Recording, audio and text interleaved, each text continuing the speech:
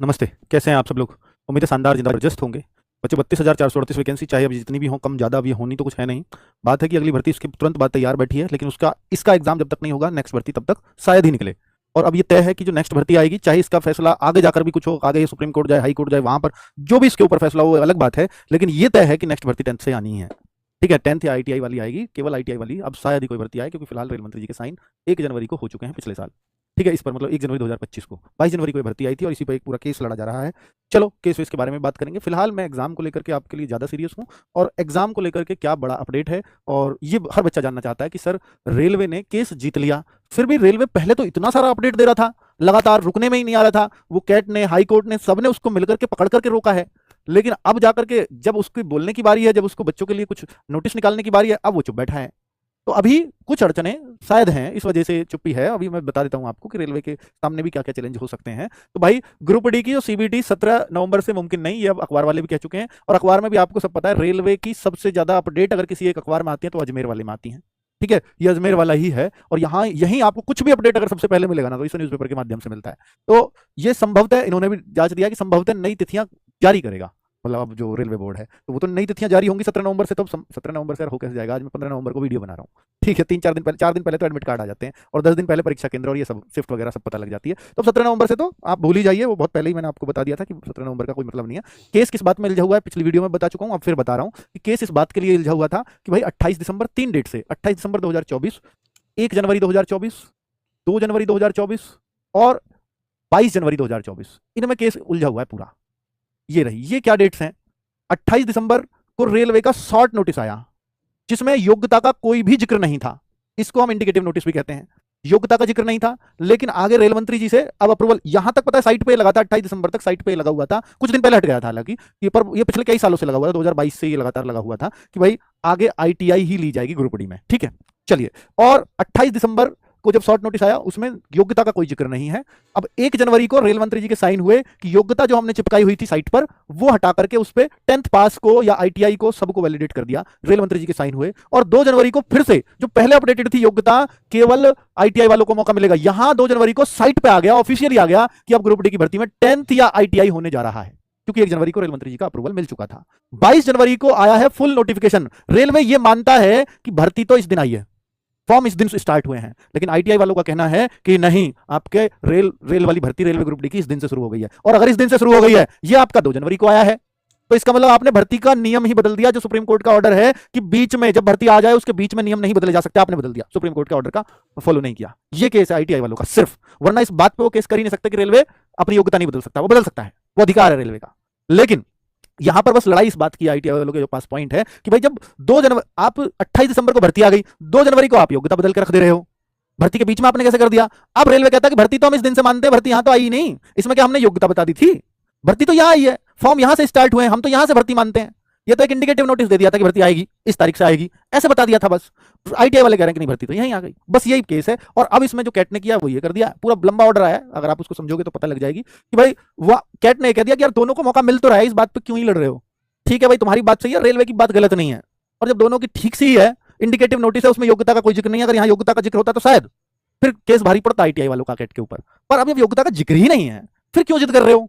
और फिर यहाँ पर उन्होंने कर दिया, उसके बाद 22 जनवरी को कह दिया उन्होंने 10th, तो किसमें कहां बुरा है? और फिर आपको मौका तो मिल रहा है ना, अगर आईटीआई वालों को मौका मिल रहा है, 10th वालों को मिल रहा है, फिर क्यों टेंशन ले रहे हो? अगर आपका हट रहा होता तो फिर हम आपको ज्यादा संगीनता से देखते।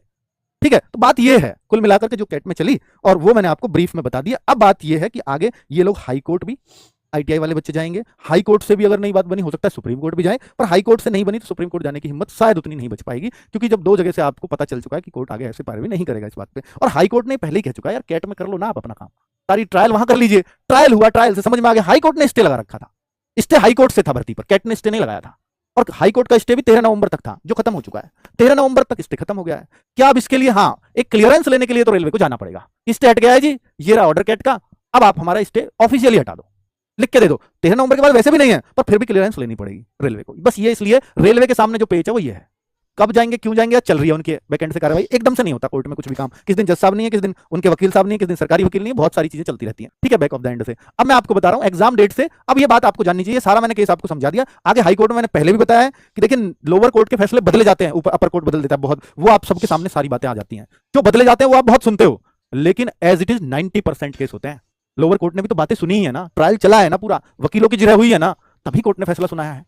ठीक है, तो वहां उनको लगा है इसलिए। अब चलो हाई कोर्ट भी जाएगा तो हाई कोर्ट 10% केसेस में ही ऐसा होता है कि निचले कोर्ट का फैसला बदल जाए, और वो आप सबके सामने आ जाता है। इसलिए आपको लगता है आए दिन अखबारों में फैसला पलटा ही आता रहता है। जो नहीं पलटे वो कहाँ आते हैं, है ना, बात ये है। तो इसलिए आपको लगता है कि पलट जाते हैं, आराम से नहीं पलटते। तो इसलिए जो 10th वाले बच्चे हैं या ITI वाले बच्चों को मैं सलाह दूंगा, अब सबसे बढ़िया रहेगा कि आप अपने एग्जाम की तैयारी में लग जाओ, वरना फिर आप बाद में कहोगे कि सर आपने समझाया तो था बट हमें लग रहा था कि नहीं अभी ये है वो है, इसलिए हम पढ़ाई नहीं कर पाए। ये एक मलाल आपको ना रहे, इस वजह से मैं आपसे कह रहा हूँ। बाकी एग्जाम डेट से कितने दिन पहले आएगा एग्जाम का नोटिस, बहुत सारे बच्चों को ये भी है कि सर एग्जाम डेट कहीं अचानक से तो नहीं आ जाएगी, परसों से एग्जाम है या 10 दिन बाद एग्जाम है। देखिए ऐसा जब एक डेट हटाई जाती है तो मुझे तो लगता है कि रेलवे ने अब तक जितने भी नोटिस निकाले हैं, तो एक मैं सबसे कम पीरियड का नोटिस देख रहा था कि एग्जाम से कितने दिन पहले आ जाता है, तो 20 से 25 दिन पहले तक भी नोटिस आ जाता है। मतलब ऐसा है कि ये बहुत पहले नोटिस दें, इस बात की गारंटी नहीं है। मैक्स टू मैक्स ये भी तो आप देखो ना, ये जो नोटिस आया था ये 8 अक्टूबर को आया था और 17 नवंबर से एग्जाम है। अब आप बताओ यहां भी कितने ज्यादा दिन थे, मात्र अगर आप देखोगे तो 39 डेज पहले ही मिला है नोटिस आपको।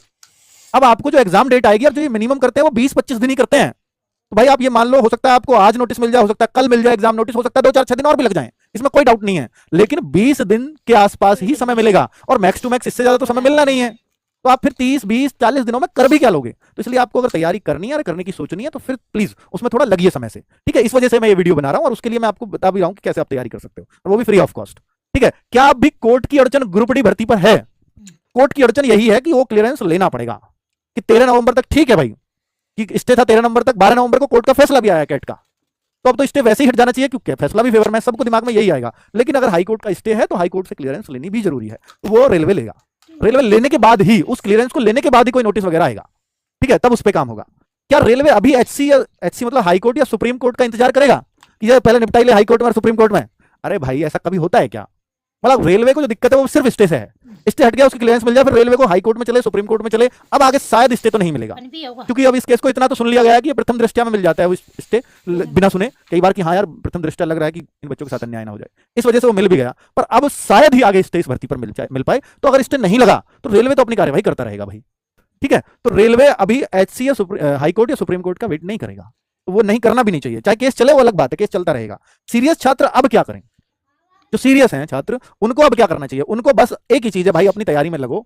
अब ये केस वेस में आपका बहुत समय जा लिया, आप कभी इधर कभी उधर, कभी उधर कमेंट करना, कभी उधर कमेंट करना, ये सब चल रहा है और आप फालतू में परेशान हो रहे हो। अगर आपने ग्रुप डी को अपना टारगेट बनाया हुआ है, इस बार इसमें छूट भी मिली हुई है, आगे वो भी नहीं मिलेगी, तो फिर इसको भुना लो। इस बहाने से आपको समय मिल गया, वरना 17 नवंबर परसों से एग्जाम शुरू हो गया होता। तो अगर आपकी तैयारी नहीं हुई है तो अच्छी बात है कि आपको थोड़ा सा समय और मिल गया है।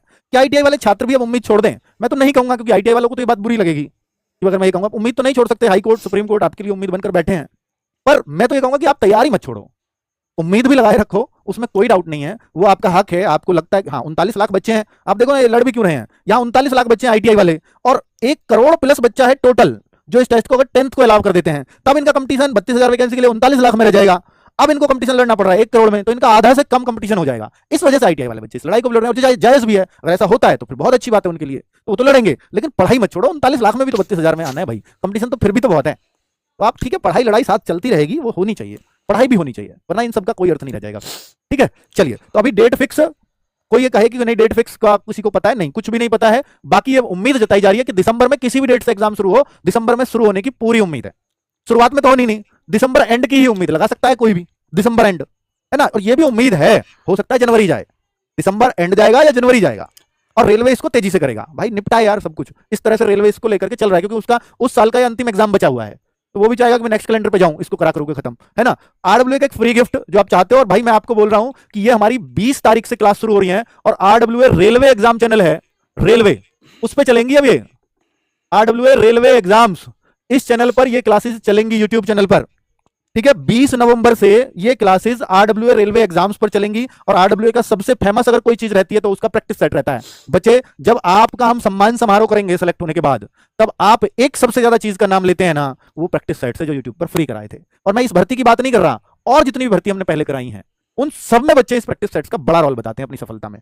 ठीक है, आपने कर लिया, हमने करवा भी दिए पहले प्रैक्टिस सेट, लेकिन अब नए सिरे से फिर से शुरू करने जा रहे हैं। अगर आप वास्तव में तैयारी के इच्छुक हो तो बहुत ही मतलब हमारा जो प्रैक्टिस सेट्स कराने का तरीका है ना, बच्चे को धीरे धीरे लेवल अप करने का तरीका होता है। पहला प्रैक्टिस सेट थोड़ा सा कम लेवल चलेगा, सेकंड प्रैक्टिस सेट थोड़ा और बढ़िया, और 5वें 6ठे में आपको उस लेवल पे ले आएंगे जैसा एग्जाम है, और उससे ऊपर के ठीक ठाक लेवल पे हम पहुंचा के रहेंगे आपको। ये हमारा प्रैक्टिस सेट्स होता है, इसलिए वो इतने फेमस भी हैं। ठीक है, तो फिजिक्स का फिजिक्स का और बायोलॉजी का और केमिस्ट्री का, क्योंकि साइंस का बड़ा रोल है। साइंस इसमें भाई देखो, मैथ, रीजनिंग, जीएस तो हर जगह पढ़ते आ रहे हो, जीएस का रोल भी इसमें थोड़ा कम होता है। तो ये जो है ना, ये सब्जेक्ट इसमें सिलेक्शन कराता है। इसलिए हमने इन तीनों सब्जेक्ट के लिए तीनों की अलग अलग क्लास चलाई है। फिजिक्स, बायोलॉजी और केमिस्ट्री तीनों क्लास चलने वाली हैं आपकी रेलवे ग्रुप डी में, ठीक है। और जहां न्यूमेरिकल की जरूरत होगी न्यूमेरिकल भी कराए जाएंगे। फिजिक्स में और केमिस्ट्री में न्यूमेरिकल भी आते हैं रेलवे में। और रेलवे में 25 में से अगर कोई बच्चा 18-20 क्वेश्चन साइंस में करता है तो अच्छा स्कोर माना जाता है, ठीक है भाई। जीएस की क्लासेज सुबह 10 बजे से, जैसे अजीत सर ने कराई भी है आपकी, बहुत सारे बच्चों ने बहुत पसंद किया है अजीत सर को। रीजनिंग की क्लासेज शोभित भारद्वाज सर एसएससी के महान टीचरों में से एक हैं, तो रीजनिंग 11 बजे से आपकी क्लास चलने वाली है। बायोलॉजी भावना मैम, आप इनसे अलग कोई और नाम सोच ही नहीं सकते। और मैथ्स आकाश सर, रेलवे जादूगर, मैथ्स पे यही लोग करने वाले हैं। और केमिस्ट्री हमारे राहुल सर करा रहेंगे, होंगे 12 बजे से। तो भाई ये क्लासेस 20 नवंबर से, ये टाइम टेबल नोट कर लीजिए, इस चैनल पर चल रही होंगी आरडब्ल्यूए रेलवे एग्जाम्स, ठीक है बच्चों। तो अगर आप वास्तव में ही तैयारी के इच्छुक हैं तो फिर इससे बेहतर मौका एकदम शुरुआत से प्रैक्टिस सेट करने का, ये अंतिम बार मिल रहा है आपको, ठीक है। और प्रैक्टिस सेट का शुरुआत करने से फायदा यही होता है कि हमारा लेवल कब बढ़ जाता है टीचर के साथ, हमें पता ही नहीं लगता, ठीक है। चलो भाई, तो ये प्रैक्टिस सेट्स का गिफ्ट आरडब्ल्यू की तरफ से आप सबको। और दूसरा मैं आपसे कहूंगा कि मॉक टेस्ट हर संडे फ्री आता है आरडब्ल्यू ऐप पर। अगर आपको बहुत मॉक देने हैं तो इस पर ऑलरेडी 85 मॉक हैं अवेलेबल, जो आज तक हुए हैं संडे में, और हर सेट का एक लेवल है। और जैसे ही आपकी डेट अनाउंस हो जाएगी तो मैं एनालिसिस भी शुरू कर दूंगा, ताकि ये बता सकूं कि कट ऑफ कहां चांसेस हैं जाने के। तो उसकी कोई दिक्कत वाली बात नहीं है, जिससे बच्चों को एक आइडिया हो जाएगा मेरा मॉक टेस्ट में कितना स्कोर होना चाहिए। तो एक एनालिसिस हर संडे जो हम करते हैं बाकी भर्तियों के लिए भी, इसमें भी होगा, ठीक है। चलो, थैंक यू वेरी मच, नमस्ते। RWA railway exams.